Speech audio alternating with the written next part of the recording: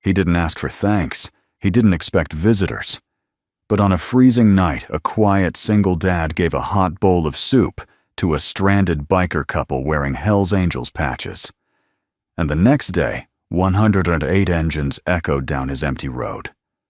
What happened between that storm and that roar will restore your faith in kindness, family, and second chances.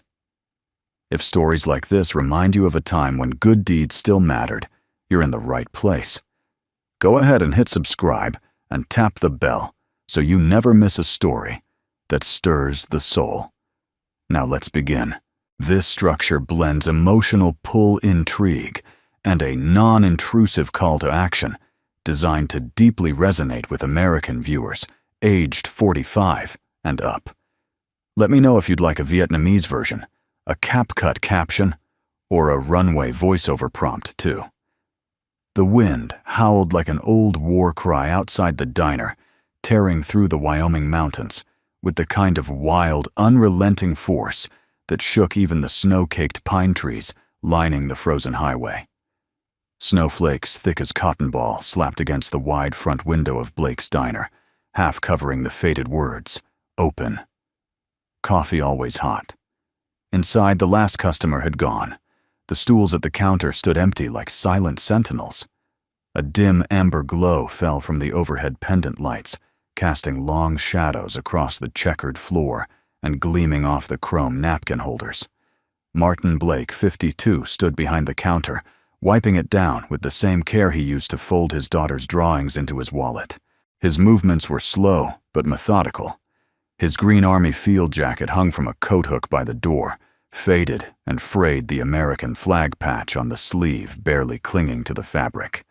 He wore a white apron over a worn flannel shirt, his hands calloused strong, the kind that once pulled soldiers out of burning Humvees, now stirred soup and poured coffee. He didn't talk much, never had. But there was a quiet warmth in his eyes, the kind you only see in men who had known both the worst and the best of humanity. "Daddy," a small voice chirped from behind the kitchen curtain. Martin turned and his face softened. Lily, his 7-year-old daughter, stood barefoot on a step stool, hugging her stuffed bear Captain Pickles. Her long hair was braided unevenly, her own work. "You still working?" she asked, rubbing her sleepy eyes. "Just locking up, honey," he said, walking over and lifting her into his arms. "You were supposed to be dreaming about puppies and marshmallow castles. I dreamed about snow monsters," she whispered, "but then I made soup and they became nice." Martin chuckled and kissed her forehead. "That's my girl, turning monsters into friends, just like your mom used to." There was a beat of silence, the kind that hangs in the air when a memory comes without warning. He gently set her down, gave her a warm cup of milk, and nodded toward the back room. "Go on now. I'll be right behind you." As Lily padded off with her bear, Martin walked to the door and flipped the open sign to closed. He stared out into the storm for a moment, letting the cold seep in through the glass. The blizzard was getting worse. And then he heard it. A distant rumble. It started faint like a tremor beneath the snow, then grew louder, rolling like thunder across the mountain road. Motorcycles. Martin narrowed his eyes. Then 2 figures emerged from the storm. A man and a woman, their silhouettes blurred by the blowing snow helmets, in hand jackets stiff with ice. The man was tall, solid shoulders squared, like he'd seen battles of his own. The woman was leaner, wrapped tight in a heavy black leather coat. Her long dark hair whipped in the wind as they approached the diner. They didn't knock. They didn't need to. Martin opened the door before they reached it, letting in a blast of icy air that swept across the diner floor like a ghost. The man met his eyes. No words, just a nod. The universal nod of weariness, of brotherhood, of 2 men who didn't need to explain anything. Martin stepped aside. "Get in." The couple entered silently, stomping snow from their boots. The woman's eyes darted around, alert, assessing, guarded, but not unkind.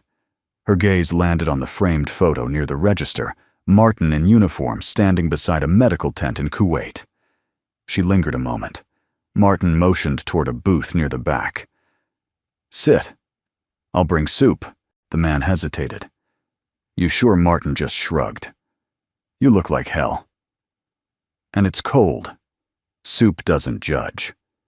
The woman gave the faintest curl of a smile. "Barely." They sat.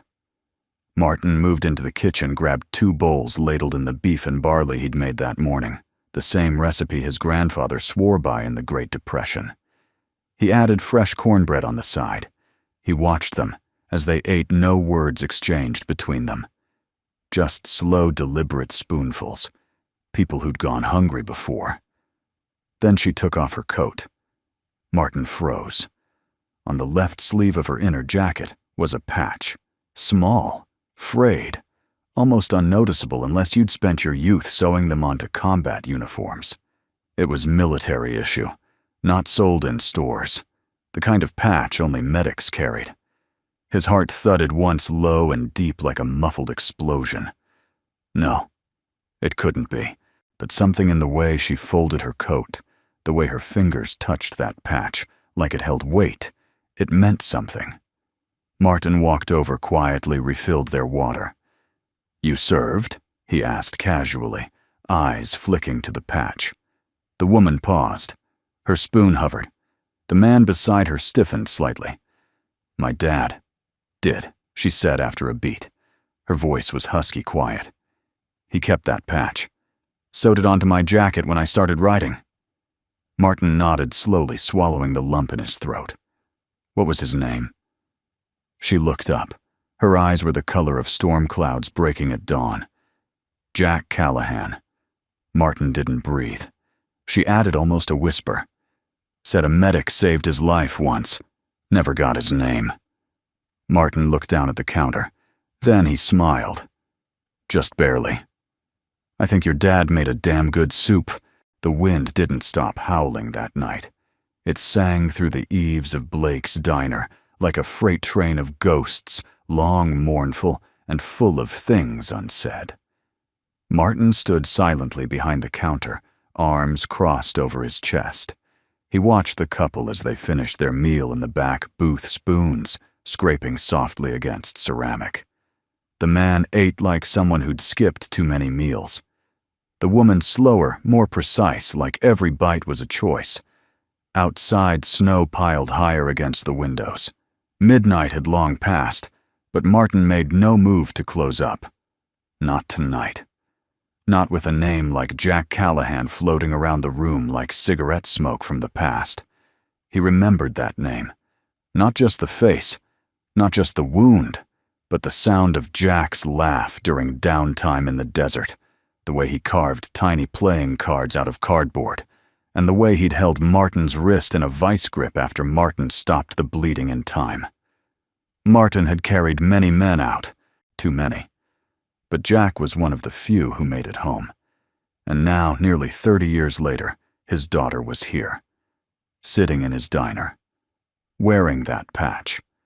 Martin didn't believe in fate, but in that moment, he started to.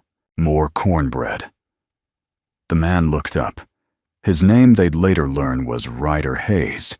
He had eyes like a battlefield after the dust settled, scorched, but calm.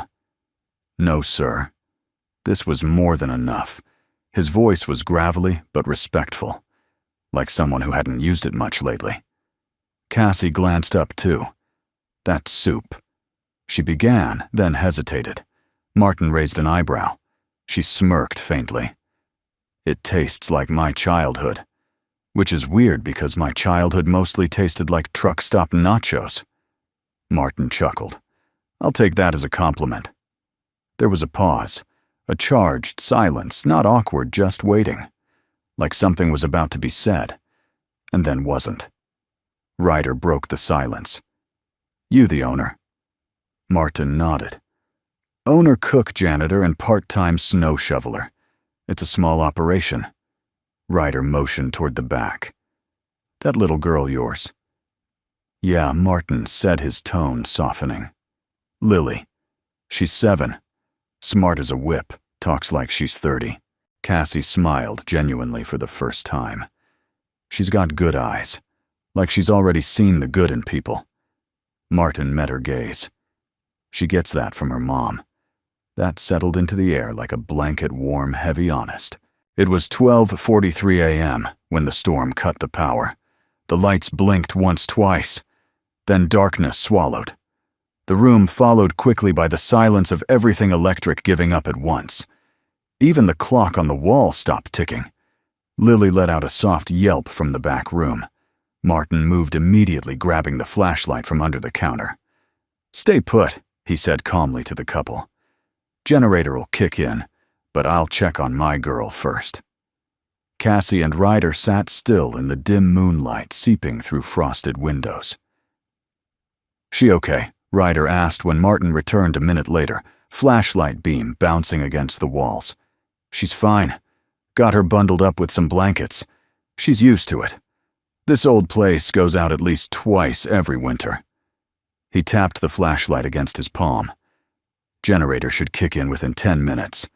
If not, I've got enough candles and soup to last till spring." Cassie tilted her head. "You always help strangers like this." Martin paused. "No." That surprised her. She raised an eyebrow.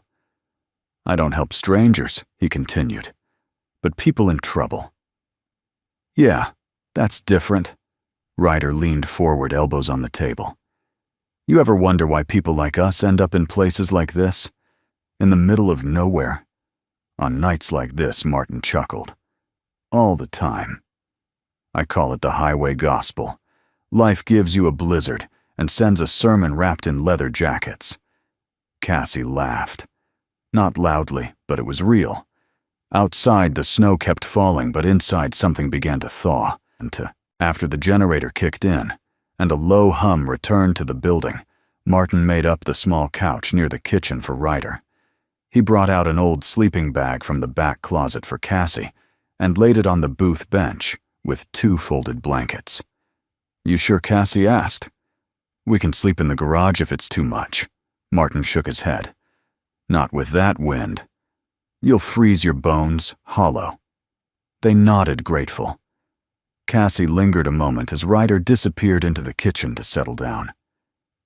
"You knew my dad, didn't you?" she asked. Martin didn't answer right away. He leaned back against the counter, the flashlight now idle in his hand. "I did," he said, eventually. "Long time ago. We were in the same desert. He talked about his baby girl every night before lights out. Used to say your laugh could melt metal." Cassie's eyes glistened, but she didn't cry. Instead, she whispered, "He used to say, if I ever found the man who saved his life, I'd know it in my gut." Martin nodded, once eyes steady. "Now you do." And with that, Cassie turned, wrapped in her father's jacket, and curled up on the bench like a child who finally found safe ground. Martin didn't sleep that night. He sat at the counter with a cup of coffee gone cold, staring out the window as the storm howled on. He didn't know what tomorrow would bring, but something told him the past had come back for a reason. And it wasn't finished with him yet. Morning arrived slowly, reluctant and gray, like the storm had wrung the sky dry of color. Snowdrifts piled like dunes against the windows of Blake's diner. The roads were invisible, buried beneath a thick, icy blanket. It was the kind of cold that made time feel suspended, where even sound moved slower through the air. Martin stood at the stove, wearing his green army jacket over his flannel. The diner was still technically closed, but habit had him cracking eggs into a bowl and slicing potatoes for hash like it was just another Tuesday. The soft crackle of bacon in the pan mingled with the faint sound of Lily humming in the back room. She'd already woken up and drawn 2 new pictures, one of the diner, with a big red heart on the roof, and one of Cassie sitting on a motorcycle with angel wings. Martin had chuckled when she handed it to him. He tacked it onto the fridge with a smile, the way he always did. Cassie appeared first, emerging from the booth, like someone unused to waking up safe. Her hair was tousled jacket draped around her shoulders, and she blinked against the morning light as if it were an interrogation lamp. Martin poured 2 mugs of coffee. "Good sleep?" he asked. She gave a one-shoulder shrug. "Better than most places I've stayed. No gunshots, no rats. You know, the usual upgrade." He slid her a plate with eggs, bacon, and toast. "Eat. Blizzards demand breakfast." She looked at the plate, then back at him. "You always feed people like this." Martin poured coffee into his own mug. Only the ones who don't ask. She smiled at that just slightly. "You got a strange way of being kind. You know that." "Good," Martin said, sipping his coffee. "Normal kindness scares people more." Ryder entered from the kitchen with Lily close behind, still in her pajamas, and dragging Captain Pickles by one arm. "Mr. Ryder taught me how to say motorcycle in sign language." Lily beamed, holding up her small fingers in a rough MOTO pattern. Martin smiled. "Did he know?" Cassie chuckled. "Ryder knows sign language." Ryder grinned. "Not well. But Lily's a determined teacher. The 4 of them sat half strangers and half something else, now warmed by food and quiet understanding." But as Cassie moved to take off her coat, the room shifted. Martin's gaze dropped to the sleeve of her inner jacket. The light from the kitchen hit it just right. There it was. The patch. It was oval-shaped, slightly uneven, sewn onto black fabric with tan military thread. Faded olive green with a thin red cross in the middle, the mark of a field medic from the Gulf War era. The exact patch Martin had worn himself. The kind given to just a handful of combat medics, issued once, never replaced. Rare, almost sacred. His breath caught in his throat. It couldn't be. Cassie noticed him staring. She paused. What? Martin pointed at the sleeve. "That patch. Where did you get it?" Cassie looked down at it. Her fingers gently touched the frayed edges like she was touching a scar. "My dad gave it to me when I turned 18, she said. Told me if I ever got in real trouble to wear it. Said someone out there would know what it meant." Martin's eyes darkened. The years peeled away. Get down, blood.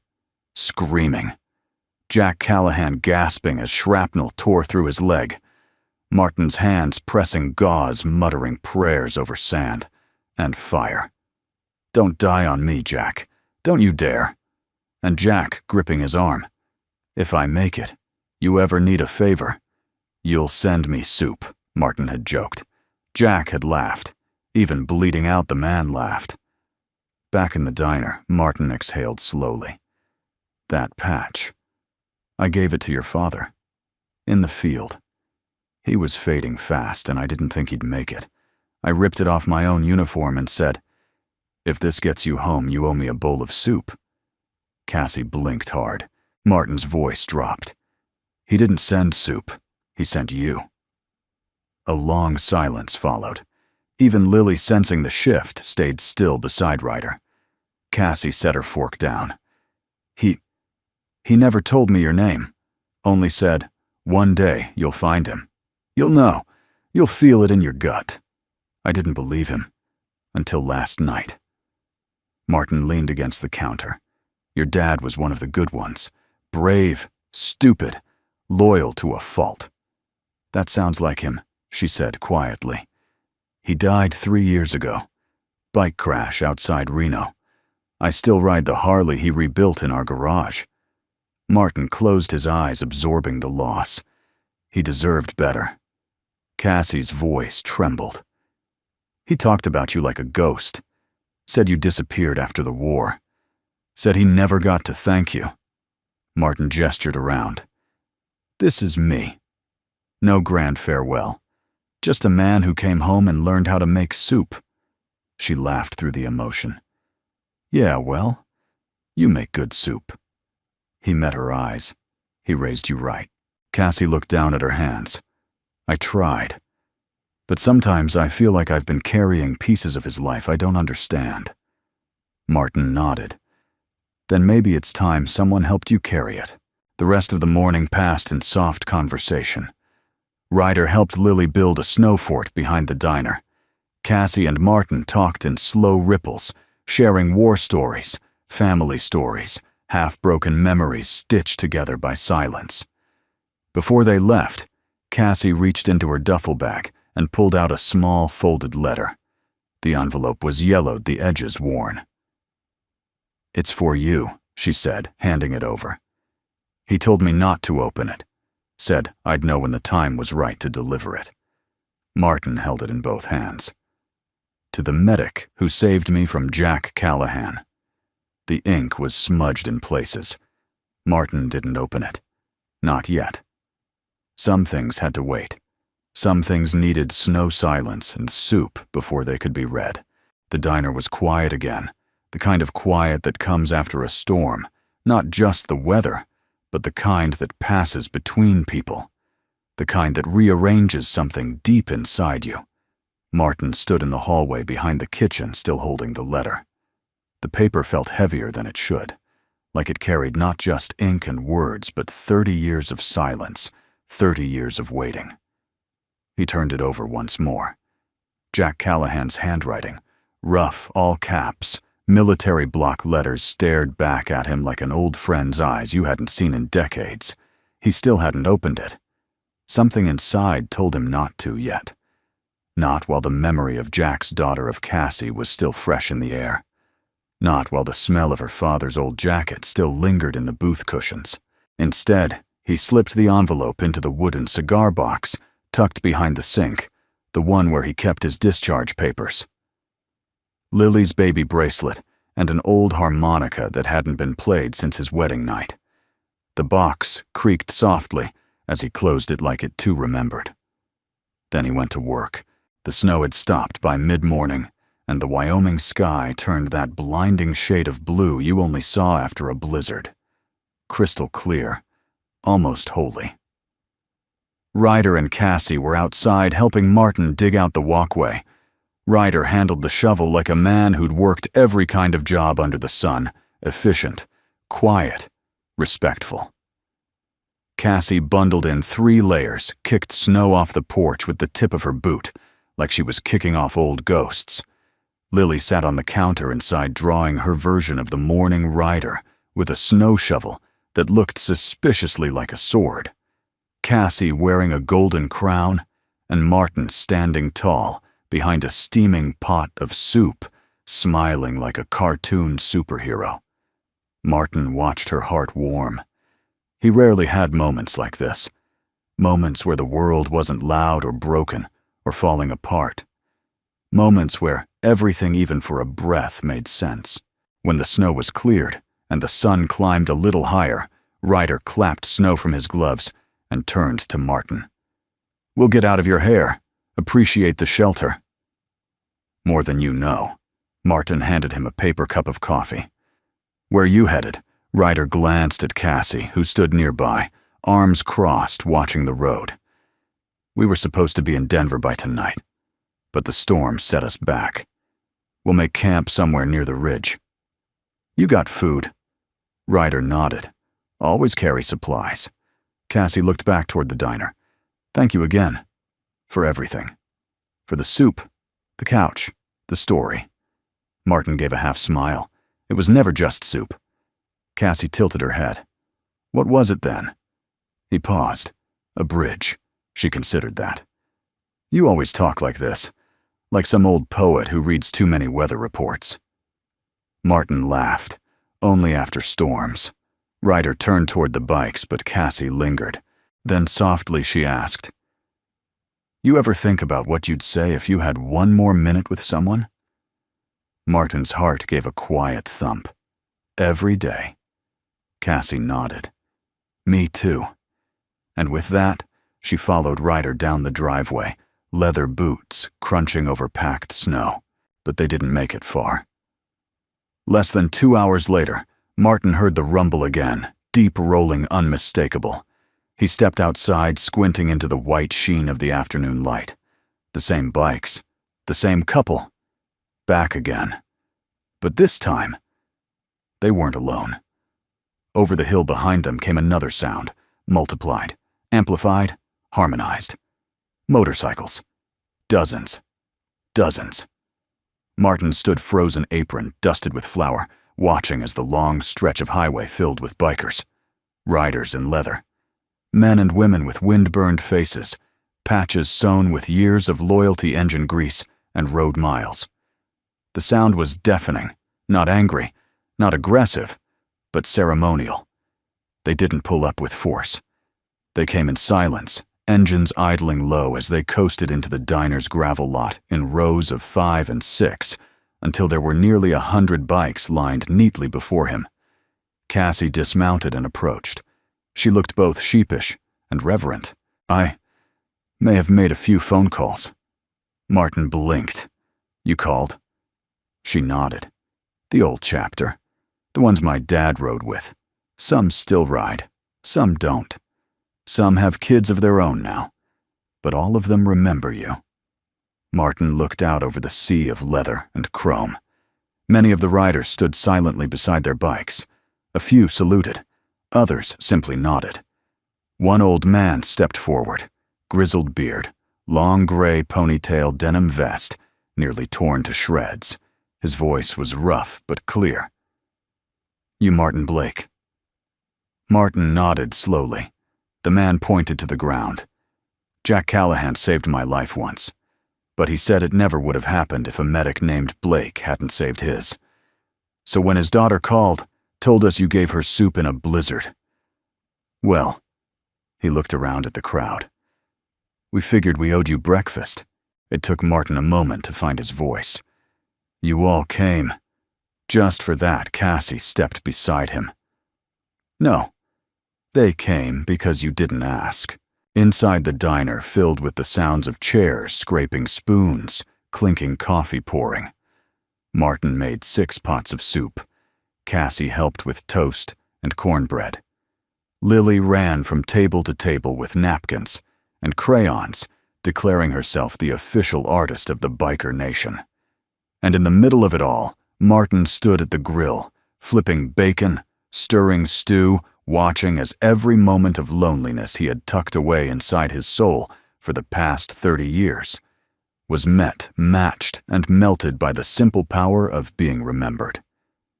By nightfall, the last biker placed something gently on the counter, a black and gold patch with the words 118 Riders.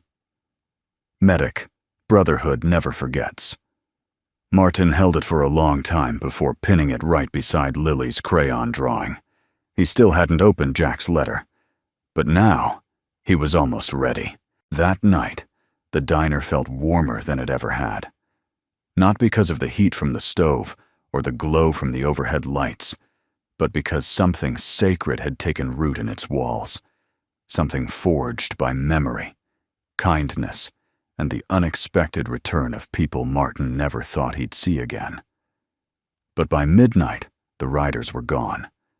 The parking lot, once filled with 108 gleaming motorcycles, was now just a quiet stretch of plowed gravel beneath a blanket of stars. Silence returned, gentle and deep, like a hymn after the final chord. Martin locked the front door, turned the closed sign to face outward, and took one last look out into the winter night before flipping the lights off. Then came the voice, small, clear, and softly serious. "Daddy." He turned.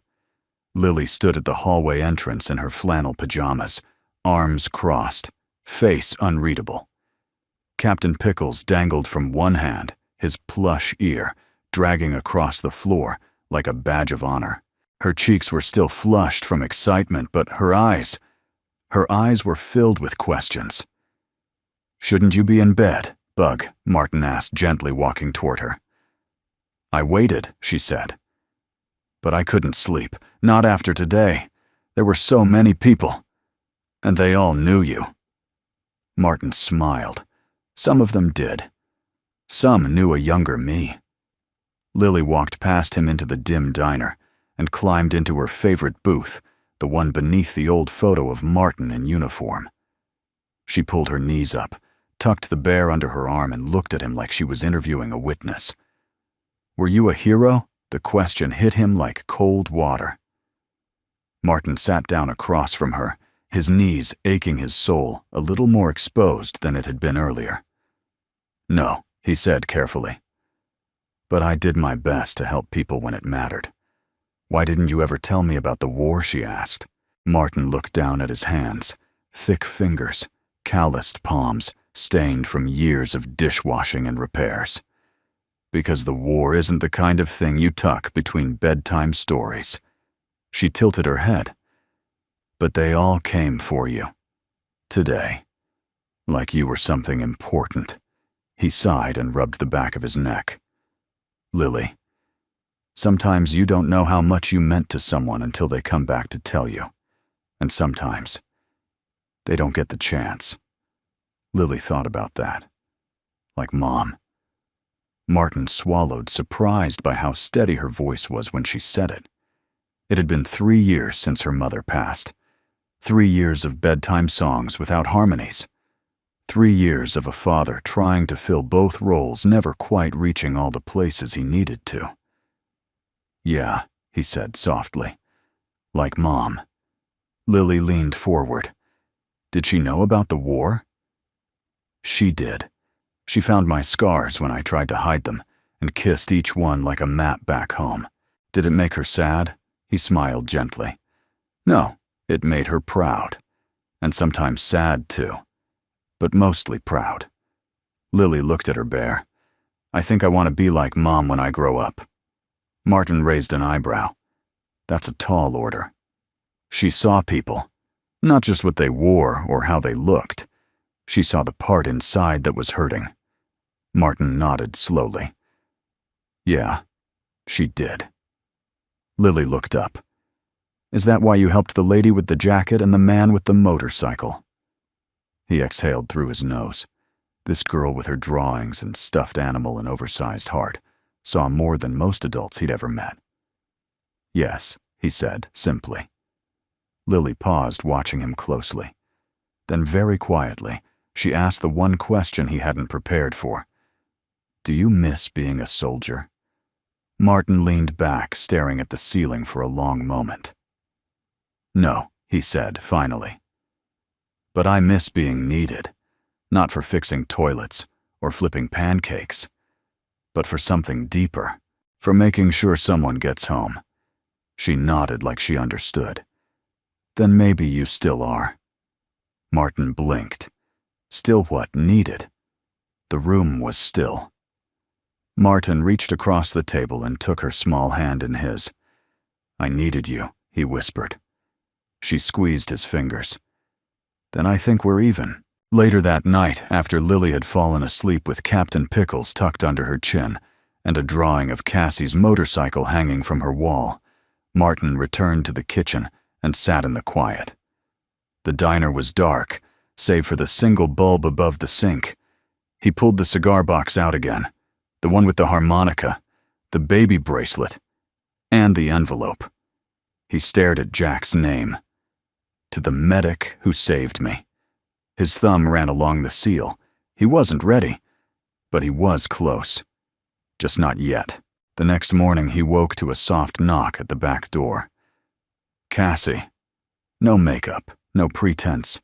Just her leather jacket over a thick hoodie, eyes swollen from sleep or tears or both. She handed him something wrapped in an old bandana. "I was going to leave this behind," she said, "but something told me it should be yours." He opened it slowly. Inside was a dog tag, Jack Callahan, and beside it a faded photograph, Martin and Jack, desert sand behind them, arms around each other, grinning like two fools who had survived. Martin's throat burned. Cassie looked down. "I never knew what that photo meant. He carried it with him always. Said the man beside him was the reason he got to come home. And when I was born, he said he hoped I'd meet someone like you someday." Martin's jaw tightened. He was wrong. Cassie looked up, startled. He smiled. "You didn't meet someone like me." You met me, and your dad would have been proud of the woman you've become." She breathed in. I needed to hear that. They stood there for a long moment, past and present, braided together in the breath between them. Then Martin stepped aside. "Come in. The soup's better on day 2. The snow had barely melted from the porch steps by the time the first sound echoed through the canyon. Again, a low rumble not of nature, but of engines. Familiar now and unmistakable. Martin had just finished sweeping the diner's entrance when the vibrations started. He paused, leaning on the broom handle, listening. The hairs on his arms rose before he even saw them. They were back. First Ryder, then Cassie. But this time, they weren't alone. A steady stream of bikes poured over the crest of the highway, not in chaos, but in formation. Clean lines, synchronized motion, like a procession, not a parade. Martin squinted into the morning sun as the rumble grew closer. He counted quickly 30 or 50 bikes, each rider wearing their patches with reverence. Some bore the name Steel Wind MC, others Desert Guardians. Some had no names at all, just faded leather and silent honor. He opened the diner door slowly, wiping his hands on his apron, as Cassie pulled up first. She took off her helmet and grinned. Her cheeks were wind-burned, her dark braid fraying in the breeze. "You didn't think yesterday was the whole story, did you?" Martin raised an eyebrow. "I figured you were dramatic, but I didn't realize you were organized, too." Cassie laughed. "These riders. They've been waiting for an excuse. You just gave them one." Ryder dismounted next to her, lifting his helmet off with that same quiet strength. "We call it the Ride of Honor," he said. "Happens once every few years if someone really earns it. And usually, it's posthumous." Martin folded his arms. "You saying I have to die to deserve flapjacks and loud engines?" Cassie stepped forward and put a hand on his shoulder. "No. We're saying someone finally showed us that you don't have to die to be remembered." Behind them, the bikes lined the road like metallic sentinels. Passers-by slowed their cars. A few parked. Phones were raised. Whispers spread. Something sacred was happening here, and even strangers felt it in their bones. Inside the diner, the regular silence gave way to laughter chairs scraping boots on tile. Martin hadn't seen this many people in the diner since the summer of '98, when a Greyhound broke down outside and 25 retirees came in for pie and shade. But this wasn't a coincidence. This was intentional. The riders came not as guests, but as witnesses to something rare. A man who had once saved lives quietly without medals or parades. A father who showed up every morning and made pancakes shaped like stars for his daughter. A veteran who never asked for anything and gave without counting. And now, the world had shown up to count it for him. Cassie hung a new patch on the diner's front wall below Lily's drawing beside the black and gold badge left the day before. It read, "Blake's Diner, Home of the Unsung." Martin stared at it for a long time. It wasn't flashy, just black lettering on olive drab canvas. But it said everything that needed saying. "I didn't ask for this," he murmured. Cassie turned to him. Exactly. By midday, the diner was transformed. Tables were pushed together. Trays of chili and cornbread passed down like communion. Lily was handing out hand-drawn thank you cards to every biker who would take one. Captain Pickles wore a tiny paper helmet and sat proudly at the counter like he'd earned his own honorary patch. Martin moved through it all like a conductor in a symphony he hadn't meant to compose. He refilled mugs, stirred stew, but more than that, he listened. Stories flowed like coffee. A man named Hawk, whose brother had died in the Gulf War and who'd spent 2 decades looking for the medic who had patched him up just long enough to say goodbye. A woman named June, who rode with her late husband's ashes in her saddlebag and who swore she'd never smile again until today. A father and son who hadn't spoken in 6 years, but reunited when they both saw Cassie's post in a biker forum titled, "The Man Who Gave My Dad's Patch a Home." Martin absorbed every word like a sacred vow. He didn't speak much, but his eyes, those calm, weather-worn eyes, said what needed to be said. You matter. You're welcome here. This place sees you. That evening, long after most of the bikes had disappeared into the horizon, a few riders stayed behind to help clean up.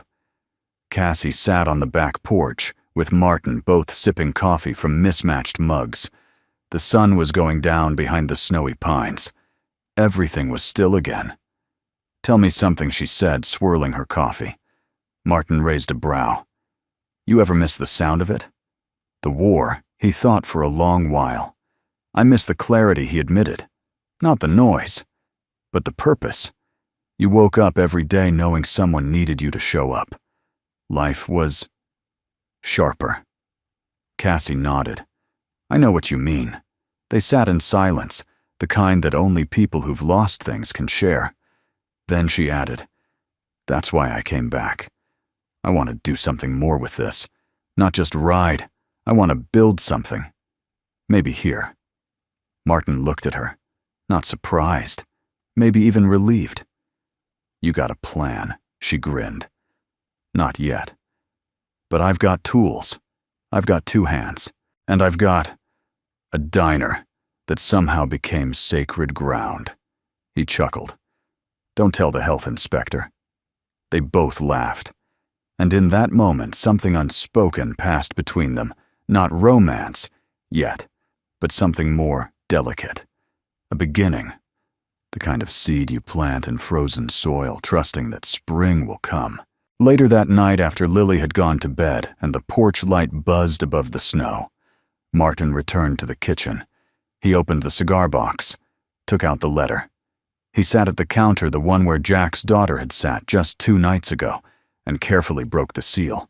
Inside, the ink was faded but legible. Blake. If you're reading this, it means you're still the same stubborn, decent bastard I remember. I never got to say thank you. You didn't just save my leg. You saved my life.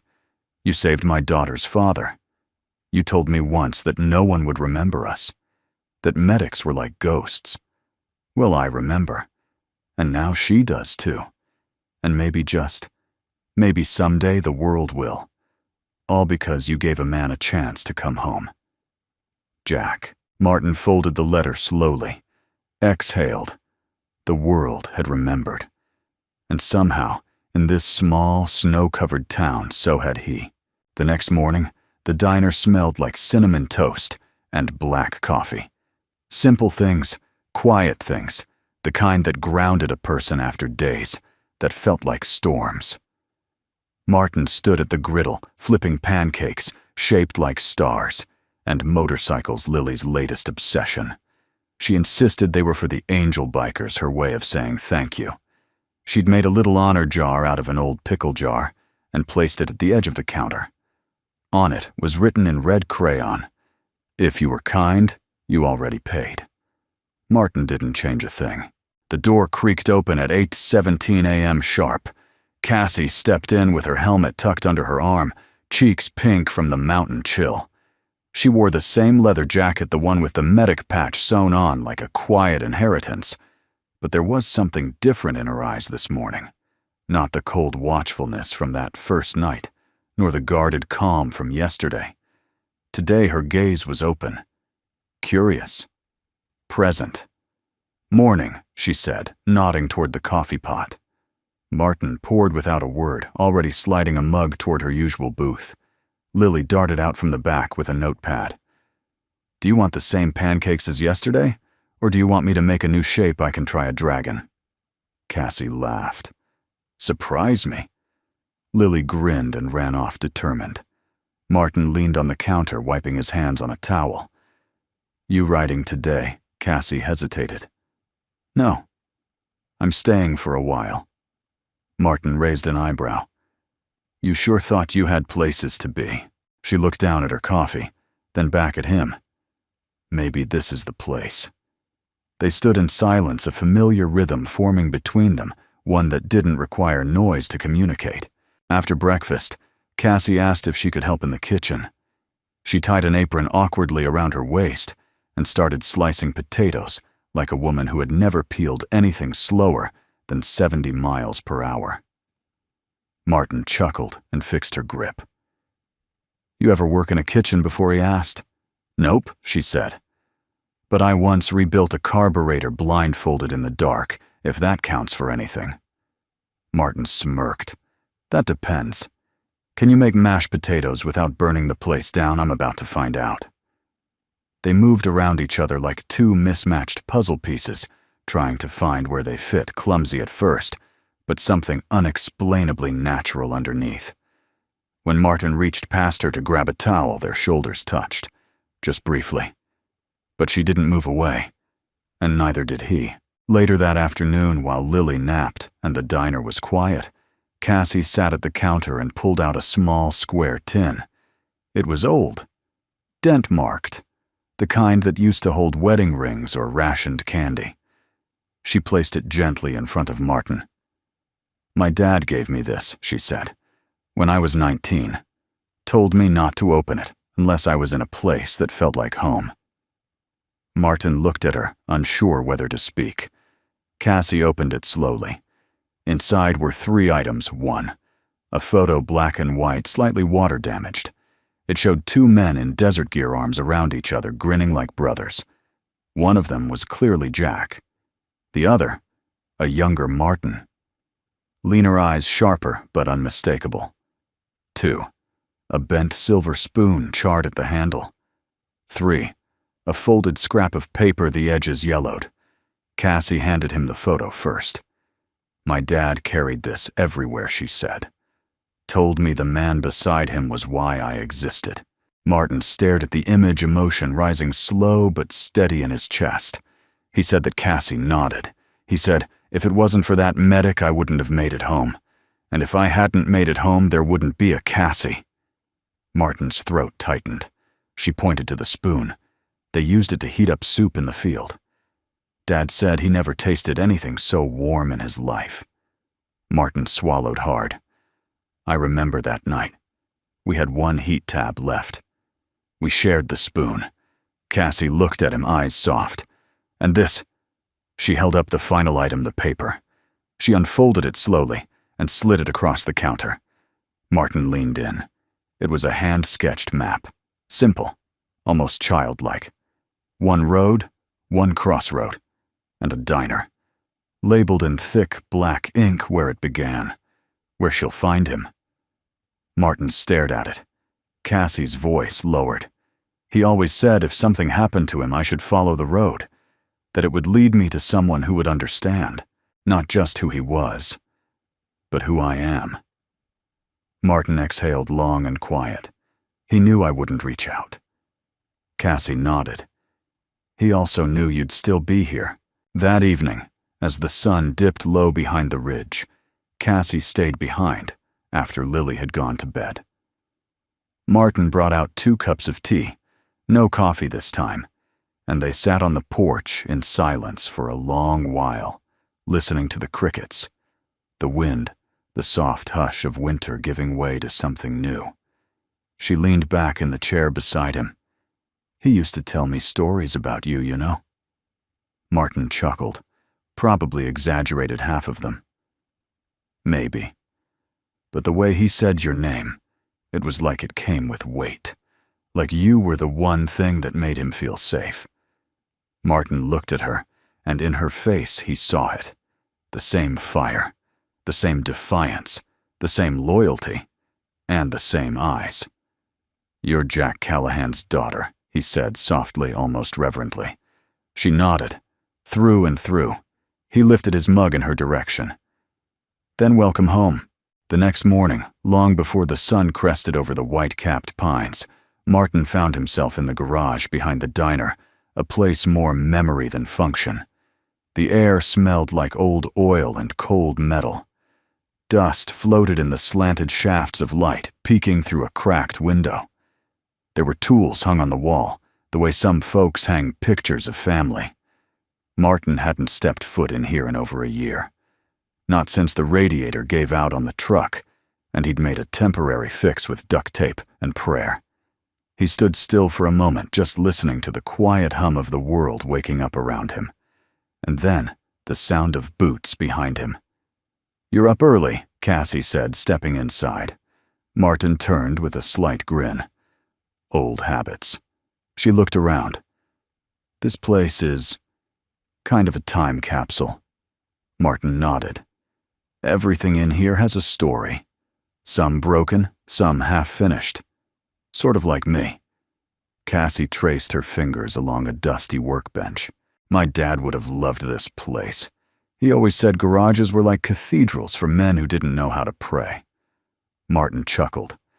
"Your dad said that he had a way with words, especially after 2 beers." They stood quietly for a moment, the kind of silence that wasn't awkward, just full. Then Cassie pulled something from her jacket pocket, a small cloth roll tied with leather cord. She laid it on the bench and unrolled it. Inside, a compact set of well-used tools. "I've been carrying these since I was 19, she said. "Thought I'd be building bikes on the road, fixing what couldn't be fixed." But lately, her voice trailed off. Martin filled the silence. "Lately, you're looking for something permanent." She nodded slowly. "I'm thinking," she said, "carefully about staying here, not just for a while, for good." Martin's eyebrows lifted slightly, but he said nothing. Just listened. "I want to open something," she continued.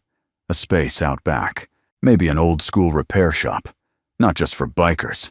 For anyone who needs something patched back together, engines, hearts, whatever walks through the door." Martin looked around the dusty garage and then back at her. "You know this town's not exactly booming, right?" Cassie shrugged. "Neither am I." He smiled.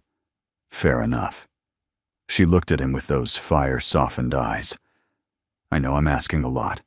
I don't even know what I'm doing yet. But I feel like this is where I'm supposed to be."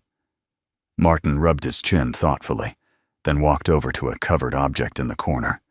He pulled the tarp back, revealing a motorcycle frame, rusted, unfinished, clearly once loved.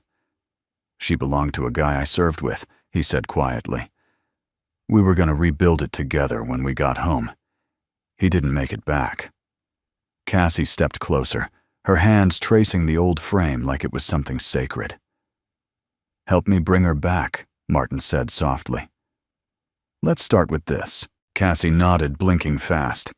"Yeah, let's do that." That evening, the first snowmelt of the season began to trickle along the curb outside the diner.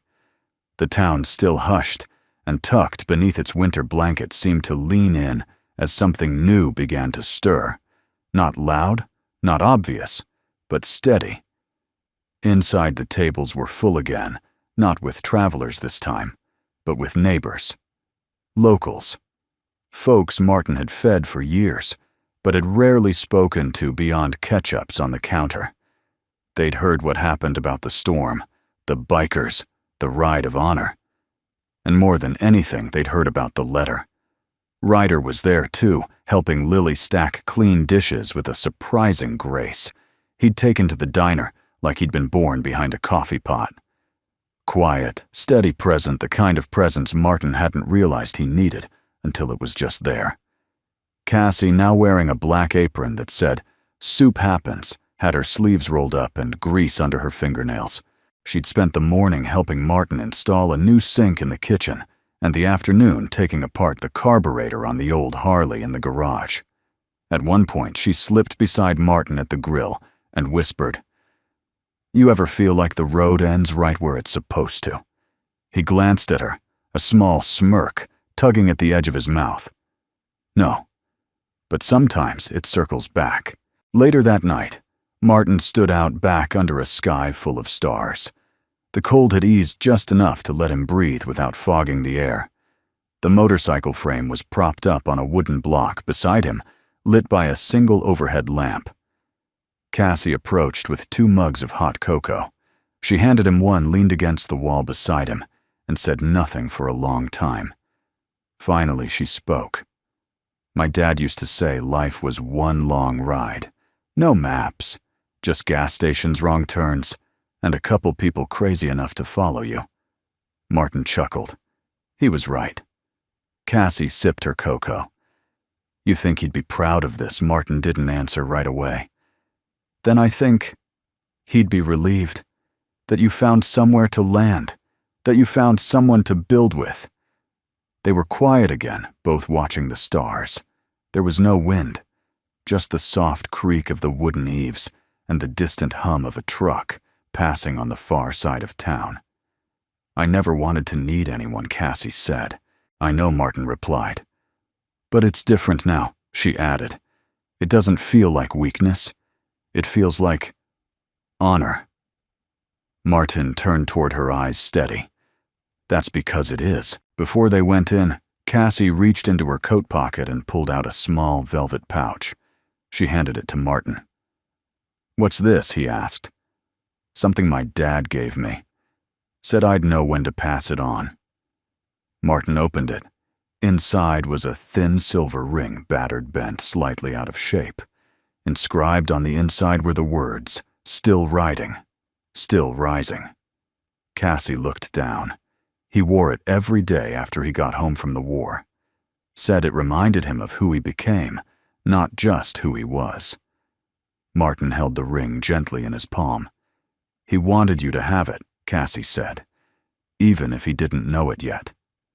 Martin closed his fingers around it, swallowed hard, and nodded. Some gifts aren't meant to be flashy. They're meant to anchor a soul. The snow fell again that night, not hard, but soft and slow, like the sky was remembering how to breathe. Martin stood outside the diner staring at the motorcycle frame under the tarp. The garage was dark behind him.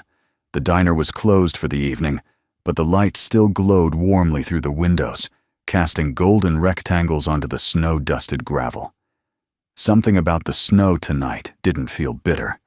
It felt cleansing. Inside, Lily sat at a table with Ryder putting the final touches on a cardboard welcome sign she'd been decorating for Cassie's new garage. There were glitter stars, bright crayons, and a crooked drawing of Cassie with a wrench in one hand and a heart in the other. Martin had smiled when he saw it earlier, and now, as he stood in the hush of the falling snow, he waited. Cassie stepped outside a few minutes later, pulling on her gloves, her breath a soft cloud in the cold. Her dark braid peeked out from under a wool hat. She didn't speak at first, just joined him in the quiet.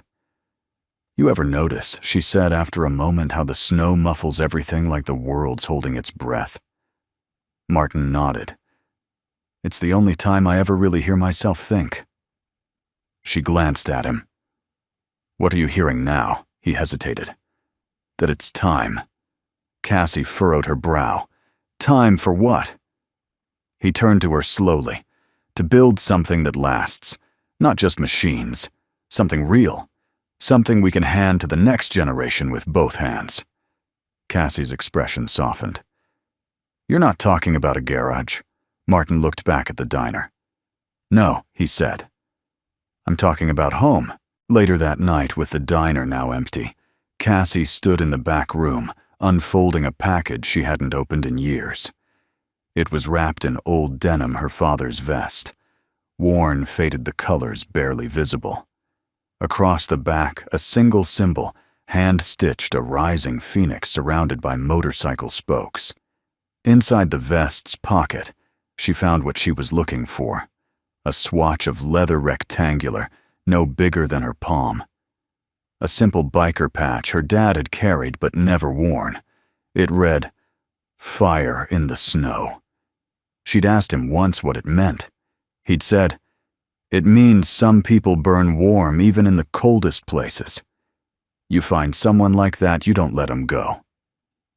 Cassie ran her thumb along the edge of the patch. She knew now. She took the vest out front to the garage where Martin stood polishing an old headlamp they'd just restored. He looked up as she approached. Cassie held the patch out to him. "This belonged to my dad," she said. "He never gave it away, never even sewed it on. Said he didn't know if he'd earned it yet. Martin looked at the leather, then at her. You sure? She nodded. He always said the man who saved his life was the warmest fire he'd ever known. I think he was waiting for me to find you. Martin took the patch, ran his fingers over the old stitches, then smiled a deep, quiet smile full of understanding. I'll keep it burning, he said. And then, without another word, he walked into the diner, turned off every light except the porch lantern, and came back with a needle and thick thread. Under a steady fall of snow, the two of them sat cross-legged by the motorcycle frame, side by side, and sewed the patch into a new canvas, a fresh leather jacket gifted to Martin by the riders the week before. Every stitch was careful, deliberate. Fire in the snow, a symbol that the cold could never fully win. When the last stitch was tied, Martin held the jacket up like a banner. It wasn't flashy. It didn't need to be. It was weighty, quiet-earned. Let's light it, Cassie said, standing. Martin looked at her. What do you mean? She walked over to a small fire pit they'd stacked earlier that week, but never used. She knelt, struck a match, and lit the tinder. Flames crackled gently to life. Around them, snow fell in slow spirals, catching orange light in every flake. Cassie gestured to the jacket. Put it on. Martin hesitated, then did. The leather creaked slightly as he slid his arms through the sleeves. The patch rested over his heart. The flames reflected in his eyes. Cassie stepped back and looked at him. A soldier, a father, a man who had quietly saved lives and never asked to be thanked. You look like a man who remembered how to live, she said. Martin glanced down at the flames. You lit it. She smiled. You carried it. He turned toward her then, not just his face, his whole self. And in that moment, with fire at their feet and snow on their shoulders, something between them clicked into place. Not like a lightning bolt, more like a match, struck slowly, deliberately, and held steady in the wind. Martin reached out and brushed a snowflake from her hair. Cassie didn't move. I thought I'd used up all my second chances, he said softly. She smiled. Maybe you were saving the best one. Inside, Lily watched from the window, her face pressed to the glass. Captain Pickles held close. She turned to Ryder, who sat beside her, polishing a worn guitar. Are they going to kiss now? She whispered. Ryder chuckled. I think they're working up to it. Good. Lily said, Dad needs someone to tell him when his eggs are too dry. Ryder laughed louder this time. That's the real reason for love, huh? Yup, Lily said matter-of-factly. And someone to save soup for on Thursdays. Back outside, Martin and Cassie stood near the fire pit long after the flames dimmed. No one spoke. They didn't need to. Because when you're fire in the snow, the warmth speaks for you. The snow stopped falling just before dusk, leaving behind a blanket so clean and undisturbed, it looked like heaven had pressed pause. Inside the diner, the lights were dimmed, low, glowing like lanterns from another time. Someone had switched on the old jukebox in the corner, a dusty antique Martin hadn't touched in years. He didn't even remember it still worked, but Cassie had found it while organizing the supply closet and insisted on giving it a resurrection. She had a knack for resurrecting things. Now it played softly a scratchy vinyl waltz, full of tremble and soul, a tune Martin hadn't heard since his wedding night. He stood behind the counter, towel in hand, half listening, half somewhere else. That song. It had been their song, his and Emma's. Back then, the diner had been new floors, gleaming booths, still smelling of varnish. Emma, in her powder blue apron, twirling Lily around in her arms between customers. They used to dance right there in the center aisle when no one was looking, or even when they were. And now that melody drifted through the air like a ghost with soft feet. Cassie came from the kitchen, wiping flour from her hands, a streak still across her cheek. "You okay?" she asked. Martin blinked, caught in the memory. "Yeah," he said. "Just old music. Old ghosts." She tilted her head, listening. "Pretty tune." "It was our first dance," he said. Cassie didn't ask whose. She didn't need to. After a long pause, she said, "Would she mind if I asked you to dance to it?" Martin froze. Cassie smiled gently. "You don't have to. I just thought maybe that song deserved one more go." Martin looked at her, the way her eyes didn't flinch, the way her voice didn't pity. She wasn't replacing anything. She was honoring it. He stepped out from behind the counter. "Well," he said, smoothing his shirt like a man about to go on stage. "I don't waltz as well as I used to." "I don't waltz at all," she replied. "So we'll be equally terrible." She took his hand, and right there, under the soft buzz of old ceiling lights and the low hum of the jukebox, they danced. No one watched except perhaps the universe, and maybe Lily peeking from the stairs, holding her bear tight with wide eyes and a grin stretching from ear to ear. Martin's hand rested gently at Cassie's back. Her other hand clasped his, firm but respectful. They swayed in slow circles, boots whispering against the linoleum. The waltz was clumsy and perfect. Cassie spoke softly, cheek close to his. "You know I never danced with my dad. Not once. He wasn't the type." Martin smiled. He was too busy fixing things. Exactly. They turned again, slower now. "I think he'd like this," she added. "I think he's here," Martin said. Cassie didn't cry, but something shimmered behind her eyes like melted frost. When the song ended, they didn't let go right away. Just stood there close enough to feel the breath between them, the weight of time and second chances. Then Martin leaned back, slightly still, holding her hand. "You hungry?" he asked. Cassie laughed. Always. They cooked dinner together, like an old couple who'd done it for years, passing pans, arguing gently over salt, teasing each other about burnt toast. Lily joined in too, standing on a stool to stir soup, pretending she was a celebrity chef on TV. And when the meal was ready, they sat at the booth beneath the window, warm light spilling onto the table, steam rising from their bowls like praise. Lily tapped her spoon against her glass. "Before we eat," she said, "I want to make a toast." Martin raised an eyebrow. "A toast?" "Yes," she said solemnly. "I'm the youngest, so I get first honors." Cassie smiled. Fair enough. Lily stood on the seat, one foot slightly wobbly. "I'd like to toast to the three of us," she said, holding up her water glass, "and to second families." Martin blinked. "Second families," yep, she nodded. "Because first families are what you're born with, but second families are the ones you choose, and the ones who show up when it snows." Cassie reached out and clinked her glass against Lily's. "That might be the best toast I've ever heard." They all drank water, coffee, and hot cocoa, and for the first time in a very long time, Martin felt full.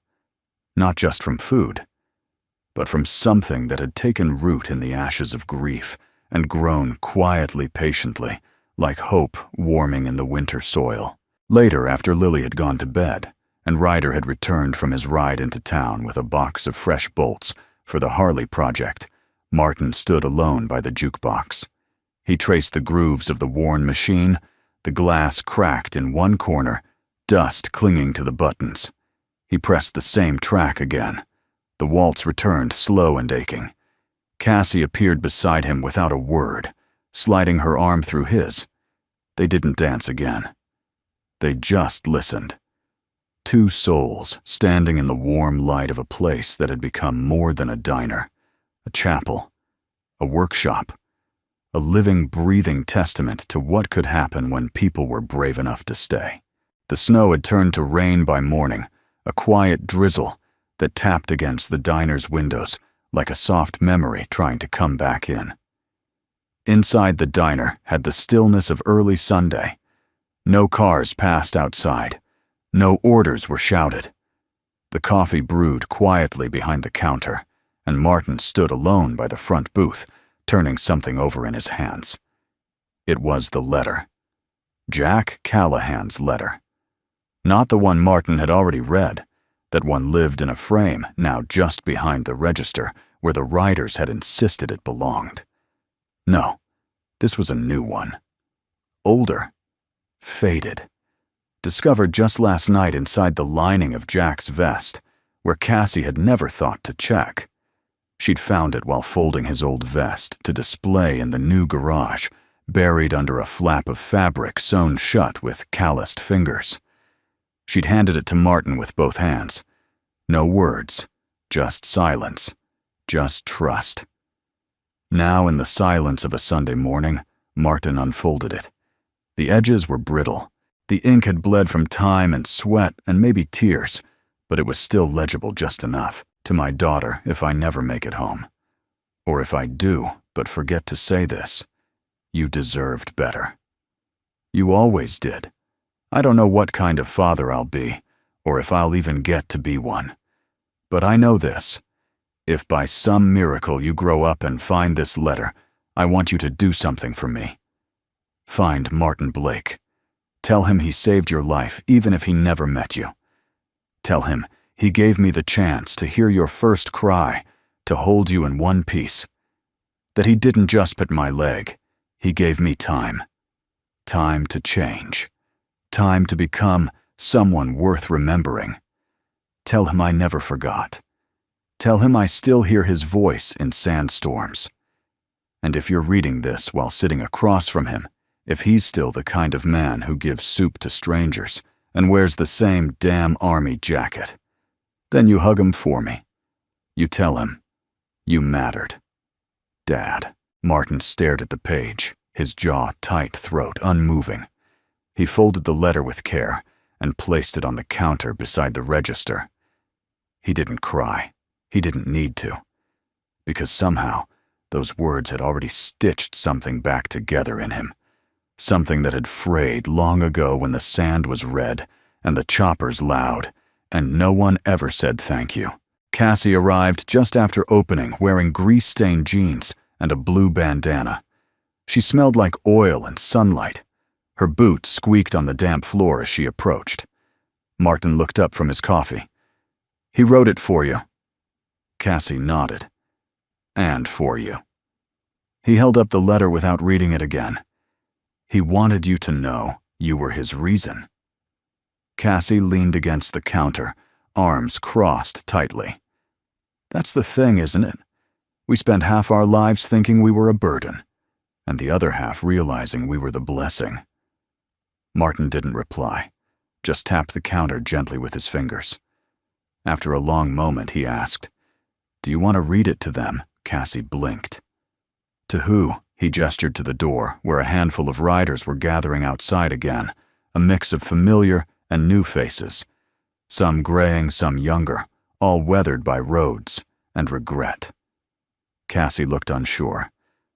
"I'm not a speaker." "You don't have to be," Martin said. "You just have to be his daughter." By noon, the diner was standing room only, again. Tables full of mugs, patched leather, and quiet anticipation. The walls felt closer than usual, not because of the crowd, but because of what they were holding. Martin stood beside Cassie near the front booth. Lily sat in Ryder's lap near the jukebox, swinging her legs completely still for once. Cassie cleared her throat. Every eye turned to her. Not a single voice interrupted.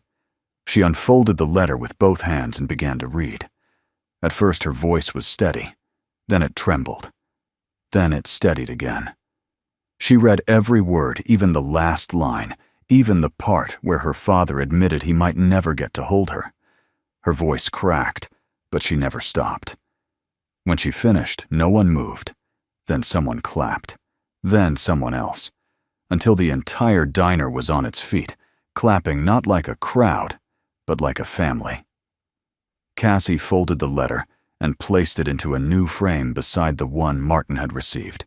The two stood side by side now, two pieces of a long conversation, across time, across distance, across war and healing. After the gathering dispersed, Martin found himself alone at the booth again.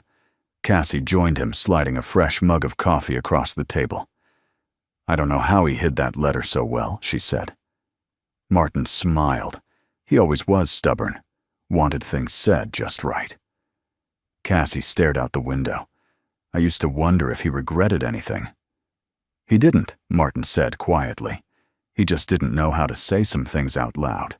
She nodded. "You're better at that." Martin raised an eyebrow. "No, I'm not. But I'm learning." Cassie smiled, not wide, not bright, but true. "Me too." That night, after Lily had gone to bed and the stars were out again, Martin stood on the porch with Cassie. She reached into her jacket and pulled out a tiny item wrapped in cloth. It was a key. To what Martin asked. Cassie grinned. "To the garage." "Our garage. I signed the papers this afternoon." Martin looked at her, stunned. "You're really staying," he said. She nodded. "Jack would have wanted me to. And you made it easy to believe I could." He took the key gently. Cassie stepped closer, her voice low. "Martin, I know you're still figuring things out, and I know this diner is full of ghosts, but I don't want to haunt it. I just want to share it." Martin looked at her, and in her face he saw everything he'd been missing, not to replace what was lost, but to honor it, to live forward. He took her hand in his. "You're not a ghost, Cassie. You're a fire I didn't know I still had room for." Inside the diner, the jukebox crackled to life again. A soft waltz. Not the old one. A new one. The garage officially opened on a Sunday. No grand ribbon cutting. No news crews. No celebrity endorsements. Just a faded American flag fluttering on a pole out front, a tin coffee pot perched on the counter, and the smell of motor oil sawdust, and something sweeter, hope. The sign above the door read, "Jack's Honor Garage for those who served."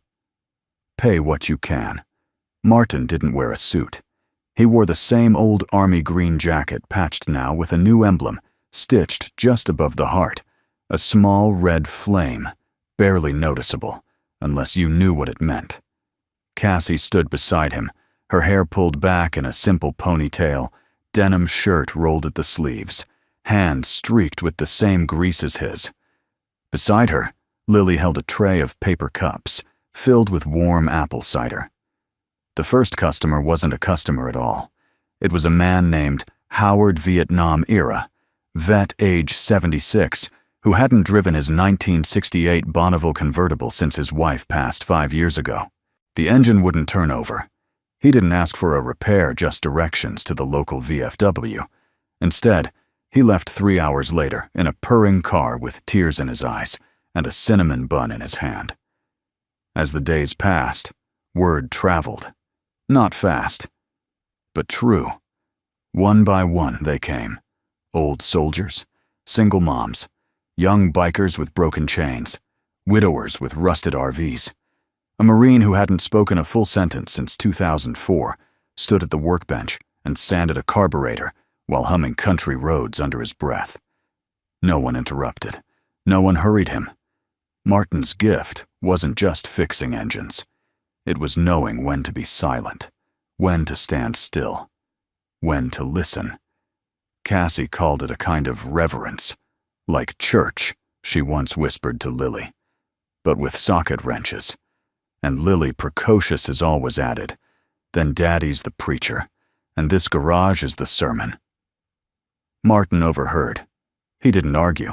One afternoon, while Cassie reorganized the spare parts wall, she found an old window frame tucked behind a stack of tires. It was dust-caked, the glass foggy but intact. Hand-carved initials faded, but still legible, lined the lower sill, MB plus SL. 1993. Martin stared at it for a long time when she showed him, didn't speak for a full minute. SL was, Cassie asked gently.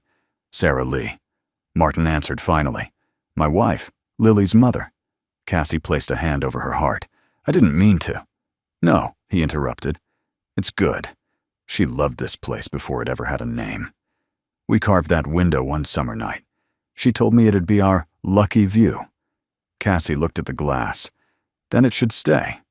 They cleaned it that night, reframed it, hung it on the eastern wall of the garage, the side that caught the sunrise best. Underneath, they added a new plaque, for the ones we loved, the ones we lost, and the ones we keep on living for. The next morning, a stranger, a woman in her late 60s with silver hair and a service dog, stood in front of the window for nearly an hour. She said nothing, just stood and watched the sun reflect through the glass. Then she whispered, I haven't felt my husband in 5 years, until today. She left a $20 bill folded like an American flag. That evening, the diner buzzed like it hadn't since Christmas Eve.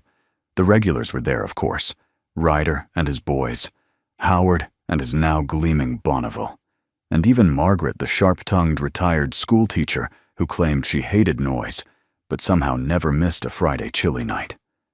But something was different, a quiet energy, a warmth. Martin stood behind the counter apron on ladling stew into bowls. Cassie balanced a tray on one hand, laughing as Lily took orders on a notepad she clearly didn't know how to spell on. Suddenly, the bell above the door chimed. In walked a man in a suit, unusual for this place. Tall, thin, bald as a cue ball carrying a briefcase. Cassie stiffened. Martin did too. The man spoke with a slight southern drawl. Evenin'. I'm looking for the man who runs the garage. Martin stepped forward. That'd be me. I'm from the Veterans Alliance Grant Commission, he said. Word about Jack's Honor Garage reached us in D.C. We'd like to formally recognize what you're building. Martin raised a brow. I'm not looking for attention. The man smiled. That's what makes it worth giving. He opened the briefcase and pulled out a small velvet box. Inside was a gold coin, not currency, but an engraved honor medallion bearing the Department of Veterans Affairs seal, stamped with the words, "For healing through service." Martin didn't know what to say, but Lily did. She grabbed the coin, turned to the diner crowd, and declared, My daddy's the bravest mechanic in the whole country. The room erupted. Cassie laughed so hard she nearly dropped the cornbread. Later that night, after the rush died down and the tables had been wiped clean, Martin stepped outside. The air was cold again.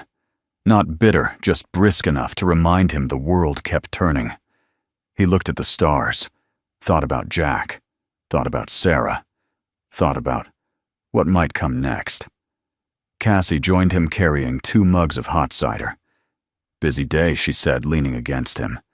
Martin nodded. Feels like something's changing. It is, she replied. But not everything. He turned to her. She smiled. You're still you, just less alone. He didn't respond with words. Instead, he kissed her, soft, sure, and without the hesitation of old wounds. Not to forget, but to honor, to begin again. Inside, Lily pressed her nose to the garage window, the lucky view. Behind her, the jukebox clicked. A new song, but an old soul. Because sometimes the best way to honor the past is to build something better with it. The morning came quietly, as if the world itself didn't want to disturb what was about to unfold. It was March 11th, the exact anniversary of the snowstorm that changed everything. Martin stood in front of the diner apron, dusted with flour, wiping his hands on a towel. The sky was the soft gray of early spring. Damp clouds rolled gently over the distant hills. The old garage door creaked in the breeze. Beside him, Lily sat on the steps, arms wrapped around her teddy bear, which was now wearing a tiny leather biker vest Cassie had sewn the week before. The back read, Little Honor Ryder. Inside, Cassie was finishing the last touches on a surprise cake. Lemon with honey frosting. Martin's favorite, though he would never have admitted it. Then came the sound. far off at first, a soft rising hum, like thunder with a heartbeat. Martin turned slowly, his breath catching. Over the horizon came the familiar rumble, not one or two bikes, but many. Dozens. Maybe more. They didn't roar. They arrived. With reverence. With rhythm. With love. The bikes lined up along the dusty roadside, black, silver fire, red, midnight blue. Some polished to a shine, others scratched with stories. They formed a double column that stretched nearly the length of the town square. Cassie stepped outside, wiping her hands, stunned silent by the sea of chrome and leather and brotherhood. Martin didn't move. He watched. Each rider parked and dismounted with silent purpose, nodding in his direction. No one shouted. No one revved engines for show. Helmets were removed with care. Hugs were exchanged without words. And then came the final bike. Number 108. It stood out not because it was the loudest or the newest, but because it carried someone unexpected. A woman, in her 70s, riding solo. Her long white braid flowed from beneath her helmet, and her brown leather jacket bore a familiar patch, Rogue Angels. East chapter. She slowed to a graceful stop, her tires crunching gently over the gravel. Martin squinted, then gasped, because sitting behind her, holding on tightly with small arms and a face full of joy, was Lily. Cassie clutched her chest. The woman removed her helmet and smiled. "Sorry I borrowed your girl," she said, with a voice like gravel and velvet. "But she asked me for something real special." Martin dropped his towel. "Ma'am." The woman reached into her saddlebag and pulled out a folded American flag neatly pressed. "She told me you never got a proper one." Martin's throat tightened. The woman handed it to him along with a card. Inside was a single line in Lily's careful handwriting. "For Daddy, because heroes deserve more than medals. They deserve a family." His hands trembled. He looked at Lily, who now stood in front of him, her small chin lifted with pride. "I wanted to ride in like Mommy did when she first met you," she said. "You told me she had a bike, too." Martin nodded, barely holding back tears. "She did. She still rides with us," the old woman said gently. "In every mile we ride with honor." Martin dropped to one knee, pulled Lily into his arms, and hugged her tight, tighter than words could hold. Cassie joined them a moment later, resting a hand on his back. The crowd of bikers, men and women, veterans and wanderers formed a wide circle around them. No one spoke. The wind whispered through leather jackets. A few wiped their eyes. Others placed hands over hearts. Then, without cue, the old woman stepped forward again. "We rode 108 miles today," she said. "One for each of us, who found light because of your soup, your shelter, and your spirit." Martin stood cradling Lily in one arm, Cassie's hand in the other. He looked at the crowd and said only this: "I didn't save anyone that night. You all saved me." That evening the garage lights glowed warm through the windows. Bonfires crackled behind the diner. Guitars were strummed. Harmonicas hummed old rock songs played low. Veterans danced with their wives. Bikers toasted to old roads and new roads yet to come. And in the center of it all, on a makeshift wooden stage beside the flagpole, stood Martin. Lily sat cross-legged at his feet, Cassie beside her. He held the old harmonica, the one Jack had left behind, the one Martin hadn't touched in years. He closed his eyes and played. A song without words, but filled with everything they'd lost and everything they'd found. The final note lingered like morning fog on a river, soft and lasting. Then silence, then applause. But more than that, understanding. Because what had begun as a snowstorm, as a pot of soup, as an open door on a frozen night, had become something eternal. The plaque outside the garage now reads, "Built on kindness, rebuilt by love, forever open." And if you ask the folks around town when things really started to change, when hope came back, most won't mention the soup or the snow. They'll say it was the day the 108th bike came home. Where are you watching from today? We'd love to know. Drop your city or state in the comments and share if this story reminded you of someone or something from your own life. If you believe the world still needs more kindness, more healing, and more stories that stir the heart, consider subscribing. We share stories like this every week, quiet miracles, unlikely heroes, and the power of doing good even when no one's watching. From all of us here, thank you for spending your time with us. Until next time, take care of yourself and each other.